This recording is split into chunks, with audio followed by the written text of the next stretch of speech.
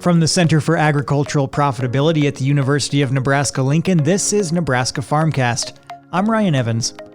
With the 2021 harvest season upon us, it's a good time to start thinking about what our farming operations will look like next year and in the years to come. Two new programs started this year to support both beginning farmers and retiring farmers with the transition to the next generation. Nebraska Land Link is a program matching new and beginning farmers who are seeking land with landowners who do not have a successor. And the Returning to the Farm workshop, December 10th and 11th, will support families bringing members back to the farm with developing relationships and business structures for a successful transition of the operation. Nebraska Extension educator Allan Vyhnalek specializes in farm and ranch succession education and is working with both programs, and he joins me now. Hello, Allan. Ryan, thanks for having me. Thanks for being here again, and excited to talk first about Nebraska Land Link, which was established earlier this year to, as I said, match land seekers with landowners who are interested in transitioning off of their land or operation. So first, why was the Land Link program developed in Nebraska? The Land Link was put together in February of this year to work on three things, basically. One is to help provide a chance for land seekers to get hooked up with the landowner so that we could get more seekers out on the farm. Because the biggest barrier to land seekers is that they don't have access to farm ground because the family doesn't have farm ground. For landowners, the second reason is landowners may not have a successor, and we think that somewhere around half don't have a successor. So how could we keep their operations afloat? How do we keep their operations going as separate operations? Maybe we bring in a land seeker in with them, help them out for the last few years of their operation, and work on what that transfer would look like, or transitioning on to the next owner.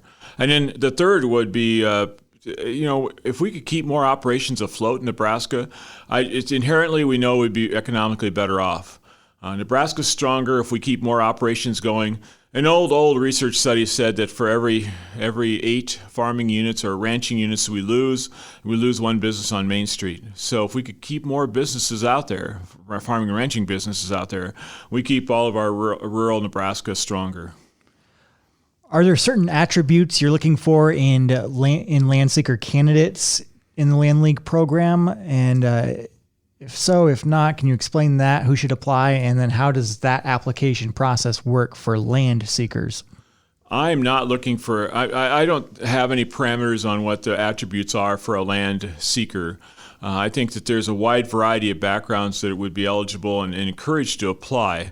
I know we got people that only want to work with ranching operations. I know we have people that only want to be in cropping operations. I know we have people that want to do the vegetable or truck farming type of things. So we have all kinds of land seekers willing to do quite a varied set of potential agricultural activities, and we're too worried about that. Land seekers will get on the website, and we'll give that out here in a minute, and they'll just go to the land seeker page and they can fill out an application. They probably should watch some of the videos on the website to get information about how to fill out the application and what kind of questions will be asked. But the seekers will go there and they'll fill out the application online. So that's what will happen. Then with us, the people working on the Land Link program will be scheduling an interview with the land seekers, and we'll just make sure their application's complete, make sure they got their background in there correctly, make sure we understand what they're asking to do or what they're seeking.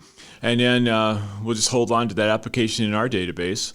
And then landowners, if we have landowners registered, we can share the appropriate land seeker files with those landowners and try and make a match.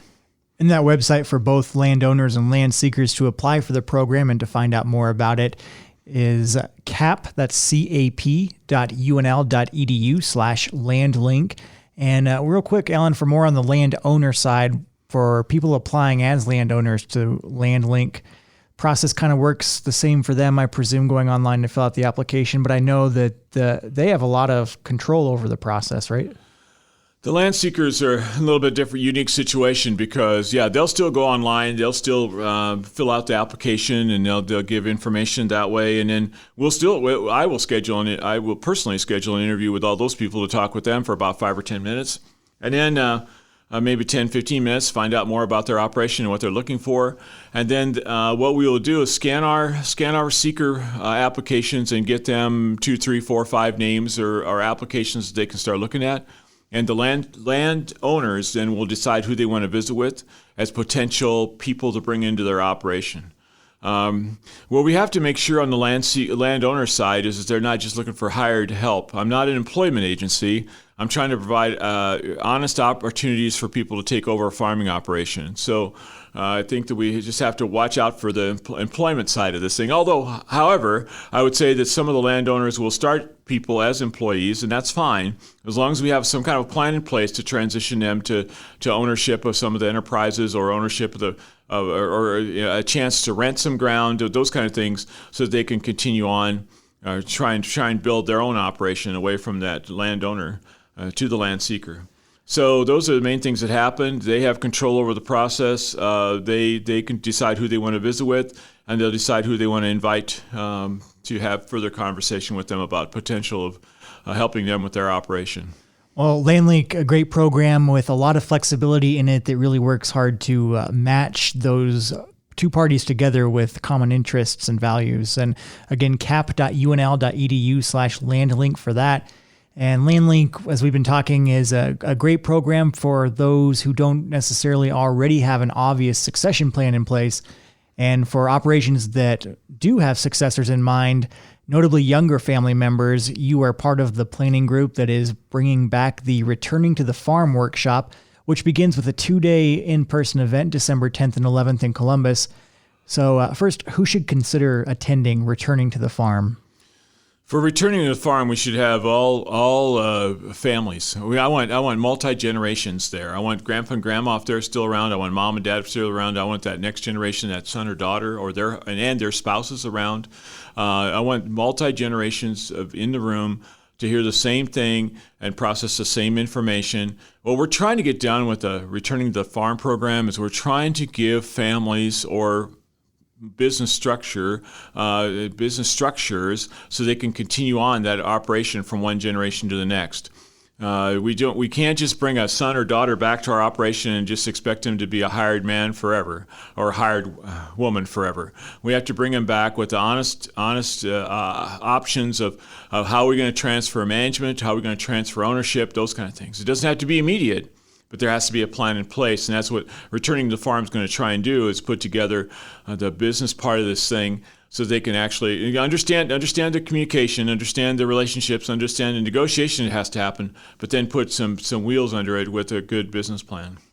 And when it comes to the actual event, what can participants expect to experience there during those 2 days in Columbus? And then I know there's some subsequent support after that. So we're having our first 2-day event in Columbus at the Ramada Inn. It's going to be in person. We'll start Friday afternoon, have a couple presentations on the kind of what we're trying to get done, grand view, the 50,000-foot view, and then start drilling lower than that, right? And so we'll have Dr. Parsons come in after those initial conversations. We'll have Dr. Parsons come in to work on what the vision, values, and goals are for the operation. Because if we don't have congruence across the generations about what the vision is for the operation, then we better discover that quickly. And then we'll also have Tina Barrett come in and talk about the economics of bringing that next generation back. What can you expect another family to cost in terms of family living expenses? Is the operation big enough to support that? And what are the key financial indicators that have to go into making those decisions and looking at those records and what records to keep and how to look at all that sort of thing. And then she'll be sharing information she has from the Nebraska Farm Business Association to help people think through that part of it. That'll all be on Friday. Then on Saturday, we'll go pretty much kind of like from about 8 to about 3:30 on the 11th of December. And we're going to start talking about cross-generational differences in terms of generation differences, value differences. We'll talk about communication, proper communication. We're going to talk about how to think through negotiation, especially if you're within family. And we'll talk about a whole bunch of stuff like that leads to talking about what the transition plan can look like. those kind of things. And then we'll move into some case studies so the families have a chance to kind of discuss a kind of an example farm amongst themselves and share that with the group. And then we're going to finish up Saturday with them talking about their actual operation and start talking about how they're going to communicate, talking about how they're going to think about the transition, and start giving some wheels to what they make sure they agree on their vision, values, and goals. And that's kind of what's kind of wrapped up in that whole weekend. The January session will be January 13th from 6:30 to 9 Central Time, and we're bringing in a paid speaker from Utah, and he's going to be talking about the business part of it, what business things have to be put in place. And Dick Whitman will do a great job of getting people set up to do the right things at the right times and think through the process in a logical, sequential way so that business has a chance to succeed. The February session will be February 10th, and it's again from 6:30 to 9. Again, it'll be virtual, online, probably a Zoom session. And there we're going to bring in a lawyer from Columbus that's going to talk to us about the legal side of this thing. What legal structures do we have to consider? What legal structures do we put in place to make this all flow together, to make sure that succession plan is for those generations, across those generations, is putting away that we keep that generation on the farm. All right, and for more on returning to the farm, visit our website, cap.unl.edu/RTF21. Again, that begins December 10th and 11th in Columbus with those follow-up dates that Allan mentioned, and the cost for that is $50 per participant. Again, cap.unl.edu/RTF21. Allan, thanks for your time today. Thanks for having me. Nebraska Farmcast is a production of the Center for Agricultural Profitability at the University of Nebraska-Lincoln. For the latest research-based information and education resources to manage your farm or ranch operation, visit our website at cap.unl.edu. That's cap.unl.edu.